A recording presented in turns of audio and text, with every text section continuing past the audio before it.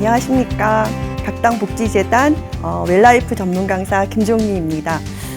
죽음이 묻고 삶이 답하다. 오늘은 세 번째 시간으로 잘 사는 것, 잘 죽는 것이란 주제로 주어진 시간 동안 소중한 시간이 될 수 있도록 최선을 다하겠습니다. 어느 날 집에 이렇게 가서 엘리베이터를 타려고 엘리베이터 버튼을 딱 눌렀는데 어떤 중년 부인께서 엘리베이터 바닥에 쭈그리고 앉아서 방바닥 닦듯이 물걸레질을 하고 계신 거예요. 그래서 그 상황인 즉슨 그분께서 외출했다가 이렇게 들어오시는데 너무너무 그 음식물 쓰레기 그 국물이 많이 흥건하게 흘러져 있고 그 안에서 냄새가 진동을 해서 들어가셔서 옷만 갈아입고 진짜 걸레 들고 나와서 물걸레로 이렇게 닦고 계시더라고요. 우리가 이렇게 산행을 하다 보면 이렇게 올라갈 때 위에서 내려오시는 분들이 이렇게 봉지에다가 쓰레기를 이렇게 담아 오시는 분들이 간혹 계세요. 물론 본인이 가져간 쓰레기뿐만 아니라 거기에 있는 뭐 사탕 봉지, 이런 휴지 조각 이런 것들을 이렇게 담아 오시는 분들을 종종 볼 수가 있습니다. 이거는 김미라 교수님의 그 당신의 삶은 충분히 의미 있다라는 책에서 제가 봤던 내용인데요. 그분은 저자께서는 아침마다 그 집 뒷산을 산책을 하신대요. 근데 그 산책을 하러 가는 길이 오솔길로 굉장히 예쁜데 그 오솔길에 그 물로 워터 하트를 이렇게 크게 그려 놓으시는 분이 계시대요. 그래서 아침마다 그런 워터 하트를 보면서 이렇게 산책을 하는 그 기분이 참 좋으셨대요. 그래서 매번 반복적으로 이렇게 보다가 궁금하셨던 거죠. 누가 이렇게 아침마다 워터 하트를 여기다 그릴까? 네, 우연히 좀 이른 시간에 산책을 나가셨는데 어떤 중년 부인께서 거기다 워터 하트를 이렇게 그리시더래요. 그래서 다가가서 매일 아침마다 이렇게 하트를 보면서 기분이 참 좋았는데 누가 이렇게 그리시나 궁금했었다고 그랬더니 그분께서 하시는 말씀이 그냥 아침에 이 워터 하트를 보는 분들께 정말 축복된 하루를 염원하는 그런 기도를 하면서 매일 이렇게 그린다고 이런 말씀을 하셨다고 그래요. 자, 이제 제가 또 다른 분위기를 좀 바꿔서 좋은 말, 나쁜 말이란 주제로 실험을 했던 게 있어요. 방송에서. 첫 번째 사진은 양파를 가지고 한 실험이에요. 똑같은 온도, 습도, 방의 크기에다 똑같은 개수의 양파를 컵에다 이렇게 물을 해가지고 담아서 이렇게 설치를 다 똑같이 해놓고 단 조건이 뭐냐면 한쪽 방에는 테이프로 그 그린 음악을 틀어줘요. 예. 이렇게 평안하고 잔잔하고 그런 좋은 음악을 틀어주고 그 다음에 또 한 방에는 똑같은 조건의 음악이 아니라 욕을 녹음해서 틀어줘요. 그리고 15일 후에 방문을 이제 개봉을 합니다. 자, 그린 음악을 틀어줬던 그 양파가 있던 그 양파방은 색깔도 선명하게 생육이 아주 잘 자랐고요. 욕을 틀어줬던 그 방에서는 아예 싹이 나지 않거나 그 다음에 설사 싹이 났더라도 색깔이 좀 흐릿하고 굉장히 불규칙스럽게 양파가 이렇게 했던 거를 우리가 이게 사진으로 보실 수가 있으실 거예요. 그 다음에 그 옆에 있는 사진은 몇 년 전에 MBC 문화방송에서 아나운서실에서 한글날 특집으로 밥을 가지고 실험을 했어요. 그래서 똑같은 비커에 금방 했던 똑같은 밥통에서 꺼낸 밥을 넣고 한쪽에는 긍정의 단어를 써놓고 또 한쪽에는 부정의 단어를 써놓고 아나운서께 이렇게 부탁을 한 거죠. 그래서 출근을 하면 아침마다 긍정의 단어가 쓰여 있는 그 밥의 뚜껑을 열고 사랑해, 사랑해, 고마워, 감사해 이렇게 긍정의 얘기를 하고 그 다음에 부정의 단어가 써 있는 그 컵에는 뚜껑을 열고 부정의 말을 하는 거예요. 짜증나. 난 너 때문에 신경질 나. 이러면서 그걸 일주일 동안 그런 미션을 아나운서들에게 드렸어요. 자, 저 사진은 뭐냐면 일주일 후에 그 밥의 변화를 찍은 사진이에요. 일주일 동안 긍정의 얘기를 했던 데는 구수한 누룩 곰팡이가 이렇게 하얀 곰팡이가 폈어요. 그래서 누룽지처럼 구수한 냄새가 나고 그 다음에 계속 부정의 말을 했던 거기서는 시커멓고 악취가 나는 그런 시커먼 곰팡이가 이렇게 펴 있는 거를 우리가 이런 실험을 통해서 이렇게 확인할 수가 있습니다. 자, 이거는 뭐냐면 일본의 과학자 에모토 마사루의 물은 답을 알고 있다라고 우리나라의 이렇게 책으로도 나왔어요. 자, 이 에모토 마사루 이 과학자가 어떤 실험을 했냐면 물에다 각 나라 말로 긍정의 글자, 부정의 글자로 다 이렇게 글자를 새겨 놓은 거예요. 그리고 특수 현미경으로 그 물 분자를 물의 결정을 이렇게 현미경으로 촬영한 사진이에요. 그래서 여기를 보면 뭐 독일어, 일본어, 영어, 러시아어, 한국어 어떤 나라 말이든지 그 말의 긍정의 단어에는 굉장히 보석 같은 물의 결정이 만들어지고요. 그 다음에 이제 어느 나라 말이든지 부정의 어떤 그 단어, 글자에는 결정 자체가 모여지지가 않는 그런 사진을 이렇게 지금 제가 담아온 그런 사진입니다. 자, 저는 오늘 여러분들한테 이런 실험의 결과가 나왔으니까 여러분들 이제 부정의 말은 자제하고 긍정의 말을 하세요. 이런 말을 하러 나온 건 아니에요. 예. 자, 왜 어떻게 양파는 그린 음악을 틀은 방에서 혹은 욕을 틀은 방에서 그 생육의 정도가 이렇게 달랐을까? 에모토 마사루의 그 글자에 의해서 긍정의 글자에서 부정의 글자에서 어떻게 이렇게 물의 결정이 보석처럼 어떻게 이렇게 결정 자체가 안 모아졌을까? 어떻게 밥을 가지고 한 실험에서 긍정의 말을 한 밥에서는 부정의 말을 한 밥에서는 이런 차이를 보였을까? 예. 결론부터 말씀드릴게요. 결론은 파동 때문입니다. 뭐야? 파동 때문이에요. 자, 그럼 파동이 뭔지가 궁금하시겠죠? 파동은 진동이 퍼져나가는 현상을 파동이라고 합니다. 진동은 뭘까요? 떨림. 그쵸? 파동은 진동이 퍼져나가는 현상입니다. 세상에 존재하는 모든 것은 진동한다고 그래요. 제 머리카락도 진동하고 있고요. 제 안경테, 여기 이 물컵 다 떨고 있습니다. 지금 저와 여러분 사이에 이런 공간이 있죠. 이 공간에 무수한 파동이 지금 있습니다. 네. 그런데 우리가 그 파동을, 그 진동을 감지할 수 있는 그런 파동이 있고 감지하지 못하는 그런 파동이 있어요. 여러분 X선, 자외선, 적외선이 있다라는 사실은 아시죠? 근데 본 적 있으세요? 없으시죠? 네. 이렇듯 우리가 감지할 수 있는 그거는 1초에 한 번 떨리는 그 진동을 우리가 단위로 헤르츠라 그러는데 인간이 감지할 수 있는 그 파동의 영역은 15헤르츠에서 2만 헤르츠라고 그래요. 그 전이나 후에 나오는 그런 파동은 인간들이 감지할 수 없다고 합니다. 그래서 그런 얘기 들어보셨을 거예요. 지진이 나는 걸 사람들은 그거를 감지하지 못하는데 동물들은 미리 그거를 알고 산으로 올라간다든가 그런 것 들어본 적 있으시죠?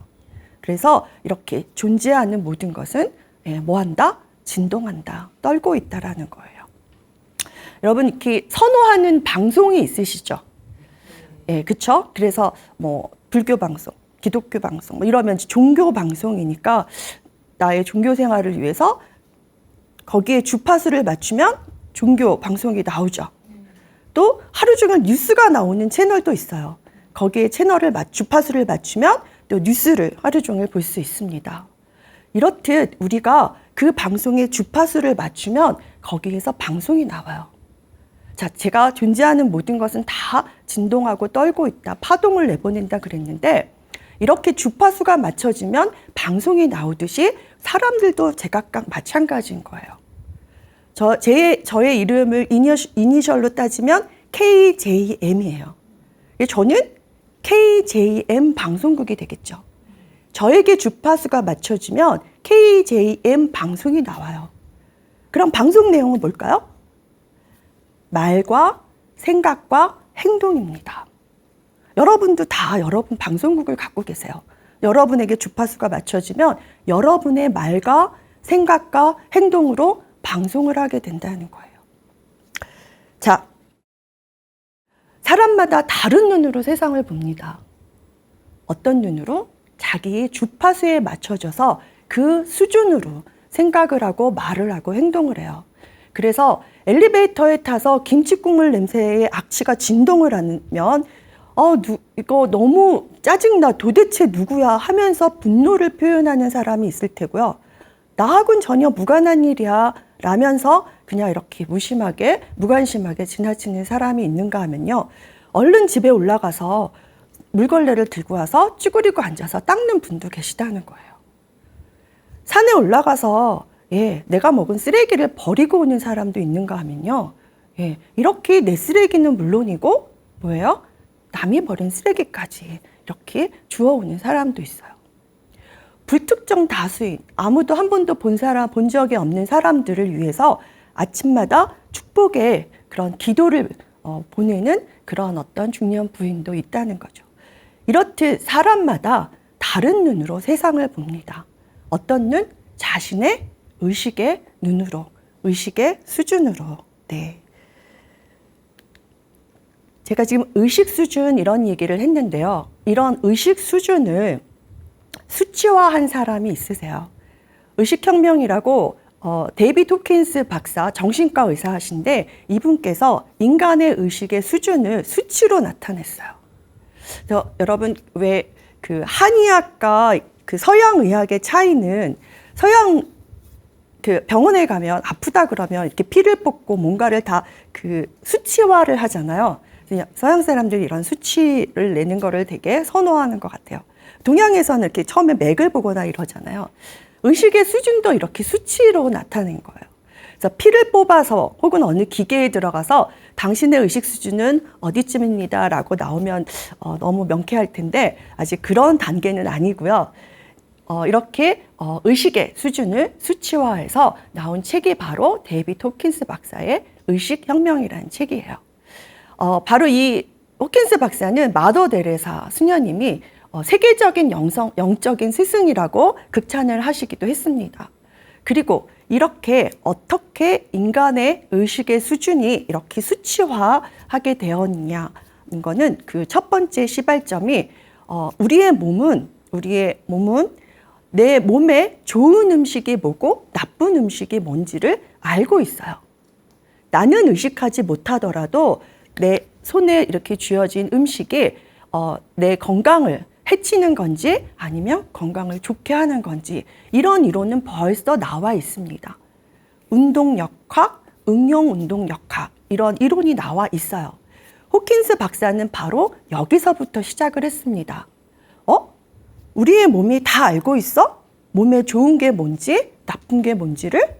그러면 물질에 대해서만 알고 있을까? 비물질에 대해서, 감정이나 이런 정신에 대해서 알고 있지 않을까? 여기서부터 생각을 하기 시작한 거예요. 그래서 20년 동안 반복적으로 이렇게 연구를 하고 실험을 하고 그래서 나온 게 바로 의식을 수치화한 의식의 지도입니다. 가장 낮은 수치심의 수준 20에서부터 1000 깨달음의 수준까지 이렇게 의식의 수준을 수치화했고요. 그 다음에 거기서 느껴지는 감정, 그 다음에 그런 수준에서 나오는 행동들을 이렇게 의식의 지도로 만들어 보셨어요. 조금 더 설명하기, 여러분들이 이해하기 편하시게 이렇게 제가 그래프로 표현을 해봤습니다. 그래서 20서부터 깨달음의 수준으로. 호킨스 박사의 이 의식의 지도의 패러다임의 관점에서 보면 지구상에 있는 모든 사람들은 의식의 지도 어디 매쯤에 자기의 주소를 갖고 있다는 거예요. 어떤 수준을 갖고 있다는 거예요. 자기 집 주소, 의식 수준의 주소를 갖고 있어서 거기서부터 세상을 살아가는 구도의 삶을 살고 있다. 바로 의식 지도의 어떤 패러다임의 관점입니다. 궁금하시죠? 나의 의식의 수준의 주소는 어디쯤일까? 생각해 보게 되겠죠? 의식의 지도의 그 패러다임의 관점에서 지구상에 있는 사람들의 80%가 200 미만의 의식의 그 영역에 있고 나머지 20%가 그 이상에 있다라고 해요. 여기 지금 200을 색깔이 좀 다르죠. 예? 200을 용기라는 의식의 수준으로 표현했는데 여기가 바로 분기점이에요. 어떤 분기점이냐면 200 전까지 200 미만은 부정의 에너지장. 그 다음에 200 이상부터 긍정의 에너지장. 그래서 여기를 force와 power 같은 힘의 영역인데 force는 위력에 의한 힘. 파워는 정말 내면에서 올라오는 그런 긍정의 힘이라고 생각을 하시면 되는 거예요.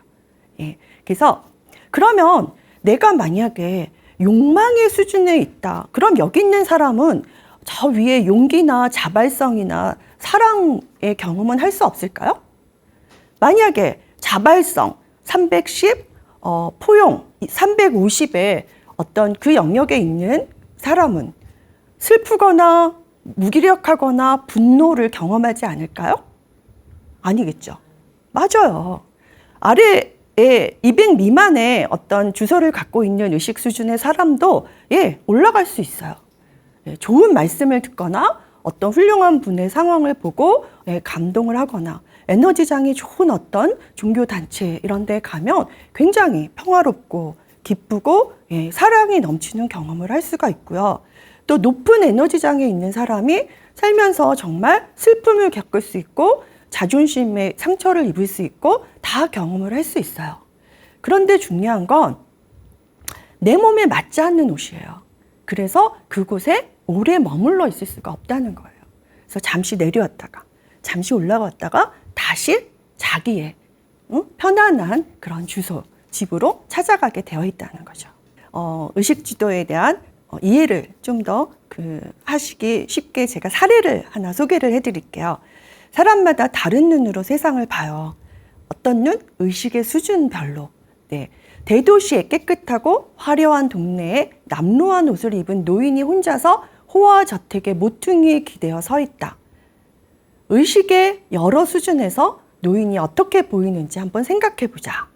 가장 낮은 의식 수준은 수치심이라 그랬죠. 수치심에서의 그 영역에 있는 사람은 그 노인을 더럽고 구역질나며 창피한 존재라고 생각을 하고요. 죄의식 30의 수준에선 그의 상황을 비난, 그 다음에 복지 혜택을 이용하기 위한 파렴치한 사람이라고 생각할 수도 있어요. 무기력의 수준에서는 그를 자포자기 상태로 보는 거죠. 자, 150 분노의 수준에서는 폭행당할 것 같은 불만을 느끼지만 어쩔 수 없는 상황에 분개하기도 하죠. 그분을 보고 본인이 막 분노하는 상황을 만드는 거죠. 자, 그 다음은 이제 그 200이라는 분기점이라고 말씀드렸죠. 200부터 긍정의 그 에너지 장이라고 그랬어요. 200 용기의 수준에서 그 노인을 어떻게 보냐면 근처에 집 없는 사람들을 위한 시설이 있는지 알아볼 생각도 하는 거예요. 예, 그에게 필요한 것이 일자리와 거처가 아닐까 이런 생각도 하고요. 그 다음에 250 중용의 수준에선 나도 살고 남도 살게 하자는 생각이 들며 그가 이 노인이 누구도 해치지 않을 거라는 걸 알고 있다는 거예요. 350 포용의 수준에서 노인에게 호기심을 갖고 우리가 이해하지 못하는 이유 때문에 그가 지금 그런 처지에 빠져 있다라고 생각을 하는 게 바로 포용의 수준인 거예요. 자, 여러분 이제 사람마다 세상 바라보는 그 관점이 다 다른 게 그 의식의 수준에 따라서 그렇다는 게 좀 이해가 되세요? 예. 이렇게 노인의 사례를 들었지만 우리 그 형무소에서도 천차만별의 상황이 있어요. 본인의 처지를 비관하고 계속 자살을 하는 시도를 하는 사람이 있는가 하면 자신의 깊은 성찰 후에 사회에 나가서 빠른 어떤 적응을 위해서 거기서 공부하고 기술도 배우고 그런 분들도 계시죠. 그리고 굉장히 지금 유명한 책들이 감옥에서 이렇게 집필되기도 했어요. 중국의 사마천의 사기도 그렇고요. 신용복 선생님의 감옥으로부터의 사색, 그 다음에 그 황대건 씨의 야생초 편지가 다 이렇게 투옥된 상태에서 나온 아주 멋있는 그런 책들입니다. 그래서 사람마다 다른 눈으로 세상을 본다. 나의 주파수는, 나에게 맞춰진 주파수는 나의 의식 수준으로 방송을 한다. 그런 말씀을 이제 드리고 있습니다. 자, 왼쪽에 사진 보이시죠? 이런 거 놀러 가시면 많이 해보셨죠? 뭐죠? 물수제비. 예, 이렇게 수제비 이렇게 하면 이렇게 파문이 이렇게 일어나요. 그렇죠? 자, 한번 읽어볼게요. 물속에 던져진 조약돌로 인해 생긴 물결의 파동은 그릇 가장자리까지 번져나가고 거기에서 파동이 다한 것 같지만 실은 다시 원래 출발했던 중심으로 되돌아간 연후에 파동은 소멸된다. 우리들의 생각이나 말도 이와 똑같다. 본래 그 생각이나 말에 진동을 내보낸 사람에게로 다시 돌아온다. 좋은 것이든 나쁜 것이든 우리가 생각하거나 말한 것은 여지없이 우리에게 돌아온다는 것이에요. 그래서 우리가 생각한 거, 행동하는 거, 말하는 게 이 우주의 데이터베이스에 다 저장이 되고 그게 소멸되는 시점은 뭐예요? 나한테 다시 왔을 때라는 거예요. 여기서 조금 더 첨부해서 말하자면 나한테 올 때는 내가 보낸 게 그대로 오는 게 아니라 오면서 같은 에너지 파동끼리 공명해서 온다는 거죠. 그래서 좋은 걸 보내면 어때요? 이자를 더 많이 받게 되는 거고, 예, 부정적인 걸 보내면 또 부정적인 게 눈덩이처럼 이렇게 올 수 있다라는 거죠. 잠시 전체적으로 이제 그래프를 다시 이렇게 이렇게 정리를 하면 200과 색깔이 다른 게 500도 있었죠. 200과 500을 의식의 지도의 그래프 상에서 분기점이라고 그래요. 고속도로 이렇게 운전하고 가시다 분기점은 뭐예요? 다른 방향으로 이렇게 턴하는 그 지점이잖아요. 200은 부정의 에너지장에서 긍정의 에너지장으로 전환되는 시점이고요. 200을 기점으로 200 미만은 계속 남 탓을 하는 거예요. 너 때문이야. 그다음에 200 이상부터는 열린 마음을 갖고 있다는 거죠. 그다음에 500의 분기점, 500은 뭐예요? 사랑이죠. 여기서의 사랑은 남녀 간의 에로틱한 사랑을 말하는 건 아니에요. 여기서의 사랑은 조건 없는, 무조건적인 사랑을 의미하겠죠. 자, 500이 또 분기점인 이유는 500 미만은 보이는 것을 믿는 거고 500 이상은 보이지 않는 세계, 보이지 않는 것도 믿을 수 있는 그런 수준이 되면 바로 그 이상의 수준이 된다는 거죠. 그래서 그다음에 수증기라고 이렇게 우리가 비유해서 생각해 볼 수가 있습니다. 자, 여기까지 막 파동, 진동, 막 이런 그 에너지 이런 막 그 생소한 단어를 이렇게 해가면서 이렇게 여러분 주파수를 맞추고 뭐 의식 수준 이런 얘기를 했는데 오늘 제가 이런 이야기를 한 이유는 뭐냐면 의식의 수준의 관점에서 죽음의 단계를 한번 바라보자는 그런 걸 해보고 싶었어요. 그래서 잘 사는 거, 잘 죽는 것이라는 오늘의 주제가 있습니다. 자, 죽음의 단계는 바로 그 죽음학의 효시, 그 다음에 대가, 호스피스의 데모이신 엘리자베스 퀴블러 로스 박사가 30년 동안 호스피스에서 이런 환자들, 임종의 그런 모습들을 오랜 시간 지켜보면서 이런 죽음의 단계를 이렇게 정리를 해주셨어요. 그래서 퀴블러 로스 박사가 5단계를 이렇게 정리하셨어요. 부정, 분노, 타협, 우울, 수용. 그 다음에 마지막 6번째 기대와 희망은 알폰스 던켄 박사가 하나를 더 첨부해서 죽음의 6단계를 이렇게 정리를 하셨습니다. 모든 사람이 다 임종의 순간을 맞게 되겠죠. 우리는 언젠가 이렇게 삶의 마지막 순간을 맞게 돼요. 그런데 그런 임종의 그런 시간에 누구나 다 부정하다, 분노하다, 또 타협하다, 우울하다, 수용, 똑같이 이렇게 되는 건 아니에요. 예, 이렇게 가다가 다시 거꾸로 갈 수도 있고요. 뭐 건너뛰면서 빠르게 수용하는 사람도 있을 테고 사람마다 제각각의 어떤 그 모습을 보인다고 해요. 그렇지만 오랜 시간 그런 환자들을 이렇게 지켜보면서 이런 어떤 죽음의 단계를 이렇게 정리를 해주셨습니다. 자, 의식의 수준에서 이런 죽음의 단계를 한번 바라보자는 의도는 자, 우리가 이렇게 나의 의식 수준이 지금 어디에 있느냐에 따라 나의 임종의 순간을 맞이할 때 어떻게 내가 이런 단계를 이렇게 맞이할 것인가 좀 이렇게 상상이 되지 않으세요? 그렇죠. 누구나 다 마지막 순간에는 수용을 하게 되어 있어요. 그런데 부정하고 분노하고 우울하다가 그냥 이렇게 그 수용의 단계가 너무 짧게 끝나면서 죽음을 맞이하느냐, 아니면 빠르게 이렇게 하다 수용과 기대와 희망으로 평안하게 임종의 순간을 맞이하냐, 그거는 지금 내가 지상에서 살고 있을 때 나의 의식의 현 주소가 어디냐에 따라서 받아들이는 그런 임종의 시간의 차이가 반드시 날 거라는 그런 생각에서 제가 한번 죽음의 단계와 의식 수준의 이런 거를 한번 이렇게 연결시켜 보게 됐어요.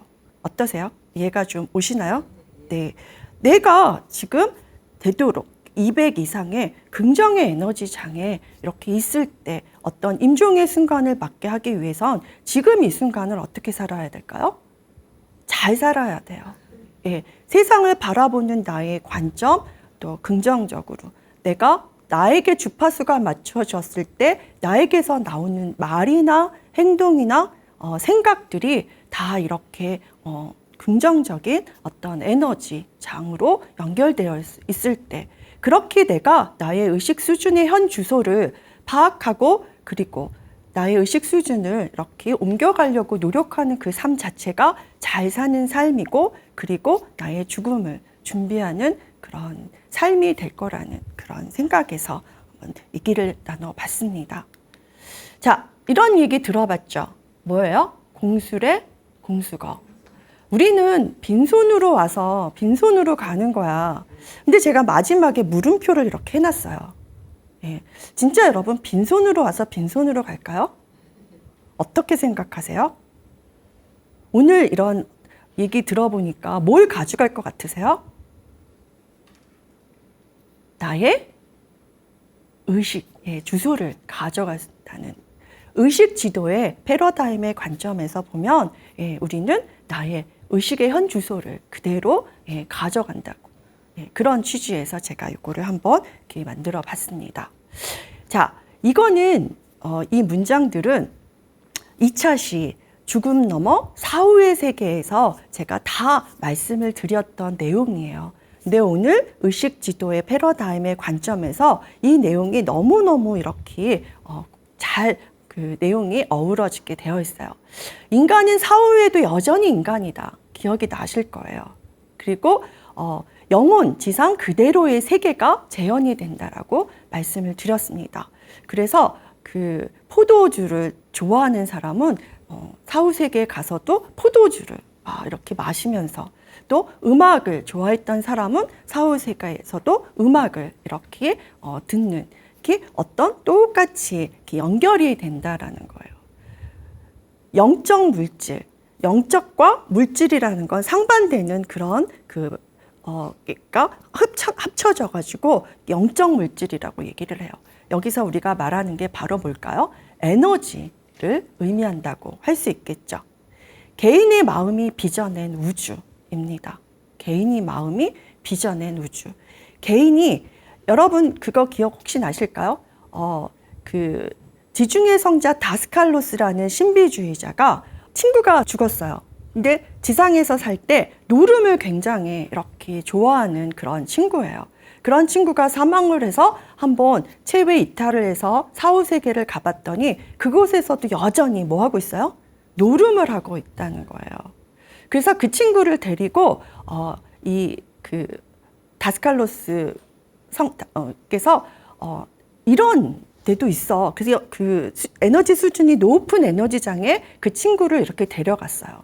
그랬더니 나는 그냥 내가 있는 곳으로 갈 거야. 그러면서 다시 자기가 편안한, 가서 또 노름을 하고 있는 그 영역으로 이렇게 갔다라는 거죠. 그래서 개인의 어떤 지상에서 살 때 배려하고 사랑하고 베풀고 이렇게 살았던 사람들은 사후 세계에서도 또 그런 에너지의 그런 의식의 그 영혼들끼리 모여서 그런 지상에서 똑같은 삶을 살고 시기하고 질투하고 배반하고 서로 막 그렇게 살았던 사람들은 사후 세계에서도 여전히 그게 똑같이 재현되더라. 그래서 인간은 사후에도 여전히 인간이다. 지상 세계 그대로의 세계가 만들어진다. 그래서 우리가 갈 때 뭘 가져가는 거예요? 나의 의식의 주소를 가지고 가는 거예요. 예. 육신을 벗으면 진동하는 에너지체로 존재한다. 지난 시간에 제가 인간의 몸은 세 가지로 만들어졌다. 육체, 지성체, 심령체. 그래서 사람이 죽는다는 건 바로 육체가 사라지는 거고 지성체와 심령체는 그대로 그 안에 있는 모든 그 사람의 정보 이런 것들이 고스란히 이렇게 존재하게 된다는 거죠. 그랬기 때문에 지상에서 했었던 게 그대로 이렇게 똑같이 이어진다고 볼 수 있어요. 주파수에 따라서 비슷한 곳으로 감. 이게 바로 오늘 우리가 의식의 수준, 주파수에 맞춰서 했던 행동과 생각과 말에 의해서 비슷한 곳으로 그 비슷한 주파수의 사람들이 주파수의 그런 수준의 의식의 영혼들이 모여서 사후 세계에서도 그런 삶을 살고 있다라는 거죠. 그래서 공술의 공수거에 우리가 물음표를 한번 반드시 이렇게 집어넣어 봐야 한다는 거예요. 그럼 나는 어떤 걸 가져가야 될까? 나의 의식 수준을 내가 어떻게 바라보고 올려야 될까를 끊임없이 생각하는 그런 계기가 되지 않을까 생각이 들어요. 이해되셨어요? 네. 자, 저는 저희 건축에 대해서 전혀 연관이 없어요. 근데 너무너무 우연하게 왜 연관 검색어 잘못 눌러서 뭐 다른 거 이렇게 보듯이 뭐 VOD 보다가 뭐 잘못 눌러서 이 말하는 건축가 정규용 선생님에 대한 다큐멘터리를 보게 됐어요. 근데 이렇게 이거 뭐야 하다가 끄지 않고 어떻게 보다 보니까 정말 저는 이걸 한 두세 번 봤는데 너무너무 감동을 많이 받았어요. 자, 제가 이분을 소개한 이런 의식 수준, 잘 사는 거, 잘 죽는 거에 이 정규영 선생님을 소개한 이유가 이분은 건축의 정통파는 아니세요. 건축을 공부하신 분이 아니라 미술을 공부하셔서 이런 건축의 길을 걸으신 분이셔서 건축계에서도 이분을 가리켜 이단아라고 할 정도로 굉장히 자신만의 철학과 이런 게 뚜렷하세요. 건축에 대해서도 이 다큐멘터리를 보면 되게 진심이세요. 근데 이 말하는 건축가 이 다큐멘터리는 이분의 일대기 그다음에 그 임종하는 모습까지 다 담겨 있어요.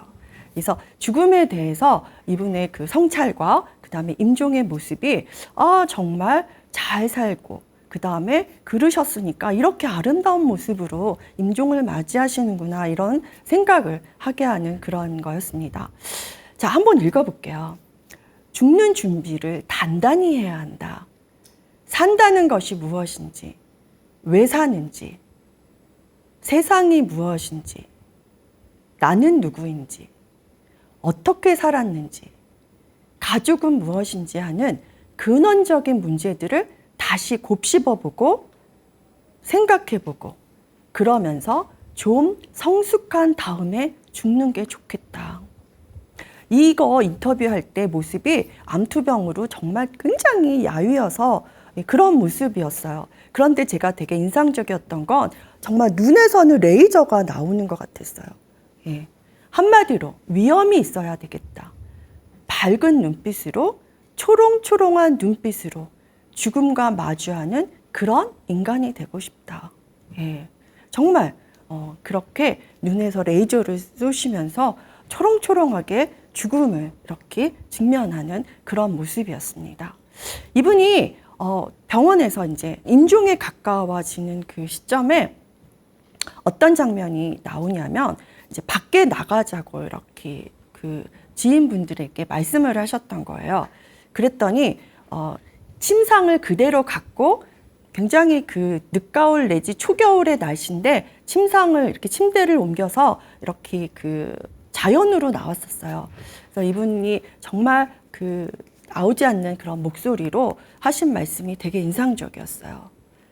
하늘도 고맙고 바람도 고맙고 나무도 고맙고 여러분도 너무너무 고맙습니다. 이렇게 마지막 인사를 하시고 2, 3일 안에 임종하셨던 걸로 그 다큐멘터리가 마무리가 돼요. 그래서 죽음에 대한 성찰과 그 다음에 이분이 이렇게 살아오신 그런 모습들이 다 그거를 한 번에 얘기해주는 그런 모습이 아닌가 그런 생각으로 말하는 건축가 정규영 선생님을 한번 소개를 해드렸습니다. 철학자이고 사상가이신 랄프 월도 에머슨의 무엇이 성공인가라는 시를 제가 준비를 해봤어요. 오늘 계속 의식의 수준, 그 다음에 잘 사는 거, 잘 죽는 거, 뭐 이런 이야기를 했는데, 굉장히 쉬운 그런 언어로 오늘의 주제에 맞는 그런 시가 아닐까 생각이 들어요. 같이 한번 감상해 보실게요. 무엇이 성공인가? 랄프 월도 에머슨. 자주 그리고 많이 웃는 것. 현명한 이에게 존경을 받고 아이에게 사랑을 받는 것. 정직한 비평가의 찬사를 듣고 친구의 배반을 참아내는 것. 아름다움을 식별할 줄 알며 다른 사람에게서 최선의 것을 발견하는 것. 다 긍정적인 내용들이죠. 그렇죠? 건강한 아이를 낳든 한때기의 정원을 가꾸든 사회 환경을 개선하든 자기가 태어나기 전보다 세상을 조금이라도 살기 좋은 곳으로 만들어 놓고 떠나는 것. 자신이 한때 이곳에 살았음으로 해서 단 한 사람의 인생이라도 행복해지는 것. 이것이 진정한 성공이다. 자, 랄프 월도 에머슨의 무엇이 성공인가라는 시를 통해서 그리고 우리가 오늘 같이 함께 얘기한 의식의 지도의 그런 패러다임의 관점에서 이렇게 보면 우리가 이 세상에 태어나서 이 세상을 떠날 때 나의 사랑하는 아내, 남편, 나의 자녀, 지인들에게 주고 갈 수 있는 가장 값진 선물은 무엇인가? 바로 나의 의식의 수준을 그렇죠. 높이는 것이다. 내가 이 세상에 태어나서 이 세상을 떠날 점에 이 세상에 내가 주고 갈 수 있는 가장 값진 선물은 바로 뭘까요? 나의 의식 수준을 높이는 것이다. 시에서도 그랬죠. 자신이 한때 이곳에 살았음으로 해서 단 한 사람의 인생이라도 행복해지는 것. 이것이 진정한 성공이다. 여러분 아까 수업 앞전에 지도에서 그래프상에 200을 기점으로 부정의 에너지 장애 이렇게 분포된 사람들이 80%고 나머지가 20%인 게 좀 충격이셨죠. 예. 이거는 순전히 의식혁명, 의식의 지도의 패러다임의 관점인 거예요. 예, 그렇게 생각하시면 돼요. 자, 그럼에도 세상이 이렇게 돌아가는 건 바로 의식의 높은 수준에 있는 그런 사람들의 에너지로 이렇게 상쇄시키는 역할을 한다는 거죠. 그래서 우리가 이 세상에 태어나서 이 세상을 떠날 때 나의 사랑하는 가족, 지인, 친구들을 위해서 내가 주고 갈 수 있는 가장 귀한 선물은 나의 의식의 수준을 높이는 것이다. 그리고 이 세상에 태어나서 이 지구상 사람들에게 해줄 수 있는 가장 귀한 선물은 나의 의식 수준을 높이는 것이다.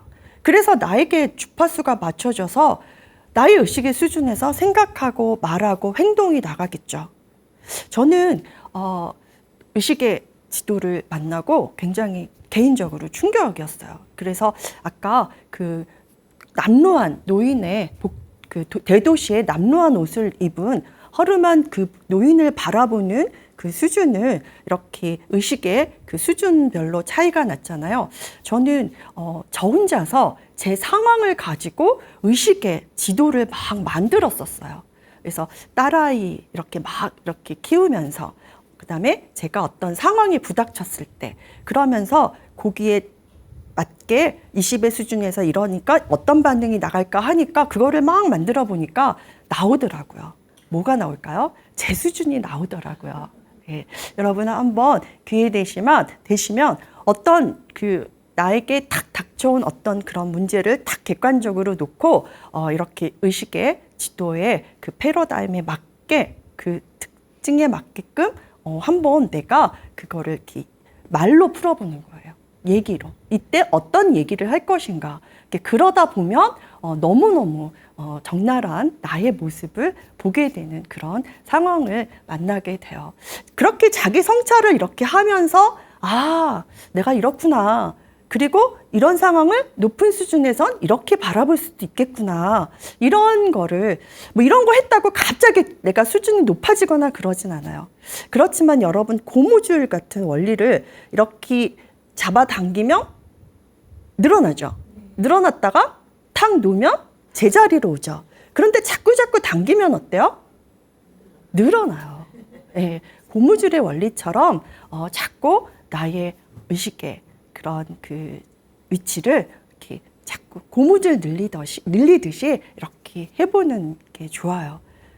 그게 바로 우리가 지금 해야 할 일이기도 합니다. 그래서 이런 걸 계기로 해서 한번 지금 나의 그 의식의 그 주소는 어디인가, 그리고 내가 의식의 수준을 이렇게 하나라도 높이기 위해서 내가 어떤 노력을 할 것인가, 그런 거를 한번 자꾸 생각해 보는 게 좋을 것 같아요.